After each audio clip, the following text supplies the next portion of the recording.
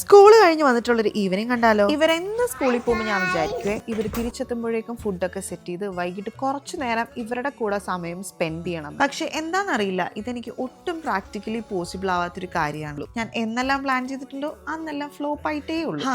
ക്ഷീണിതരായി വന്ന എൻ്റെ 2 കുഞ്ഞുമണികൾക്കും പഴംപൊരി കൊടുത്ത് തൃപ്തിപ്പെടുത്തിക്കൊണ്ടാവാം ഇനി ബാക്കിയുള്ള നമ്മളുടെ കലാപരിപാടി. സോ ഇന്ന് ഞാൻ അവതരിപ്പിക്കുന്നു എനിക്ക് എന്നോട് തന്നെ ബഹുമാനം തോന്നിയ, എഴുന്നേറ്റ് നിന്ന് കൈയടിക്കാൻ തോന്നിയ ഒരേ ഒരു ടൈപ്പ് ഓഫ് ചിക്കൻ കറി. വേണമെങ്കിൽ നിങ്ങൾക്ക് ഇതിനെ പൊരിച്ച കോഴി വെച്ചുണ്ടാക്കിയ കൈൻഡ് ഓഫ് ചിക്കൻ കറി എന്ന് പറയാം. But the reality is it's not made of പൊരിച്ച കോഴി. ഈ ഒരു റെസിപ്പിക്ക് പെരുംജീരകം, അതായത് വലിയ ജീരകവും സവാളയും കുറച്ച് അധികം വേണം. പാൻ അടുപ്പത്ത് വെച്ച് അതിലേക്ക് കുറച്ച് എണ്ണ ഒഴിച്ച് എണ്ണ ചൂടായി വരുമ്പോൾ ചതച്ച് വെച്ച ഇഞ്ചിയും വെളുത്തുള്ളിയും പെരുംജീരകവും കൂടെ ആഡ് ചെയ്തിട്ട് നന്നായി മൂപ്പിക്കാം. ഇതിലോട്ട് കുറച്ച് അധികം സവാള ആഡ് ചെയ്യാം. ഞാനൊരു മീഡിയം സൈസിലുള്ള 6 സവാള എടുത്തിട്ടുണ്ടാവും. സവാള നന്നായി വാടിയതിന് ശേഷം കുറച്ച് മഞ്ഞൾപ്പൊടിയും ആവശ്യത്തിന് മല്ലിപ്പൊടിയും കൂടെ ആഡ് ചെയ്ത് പച്ചമണം മാറിയതിന് ശേഷം ചിക്കൻ പീസസ് ആഡ് ചെയ്യാം. എല്ലാ ചിക്കൻ പീസസും ആ ഗ്രേവിയിൽ യോജിപ്പിച്ച് ചിക്കൻ്റെ കളർ മാറി വൈറ്റ് ആയതിനു ശേഷം ആവശ്യത്തിന് കാശ്മീരി ചില്ലി പൗഡർ, കുരുമുളക് പൊടി, ഹോംമെയ്ഡ് ഗരം മസാല, സ്ലൈസ് ചെയ്ത തക്കാളി, ഹാൻഡ്ഫുൾ ഓഫ് കറിവേപ്പില എല്ലാം കൂടെ മിക്സ് ചെയ്ത് മൂടി വെച്ച് വേവിക്കാം. അവസാനത്തെ അലങ്കാരത്തിന് കുറച്ച് മല്ലിയില കൂടെ തൂക്കി കൊടുക്കാം.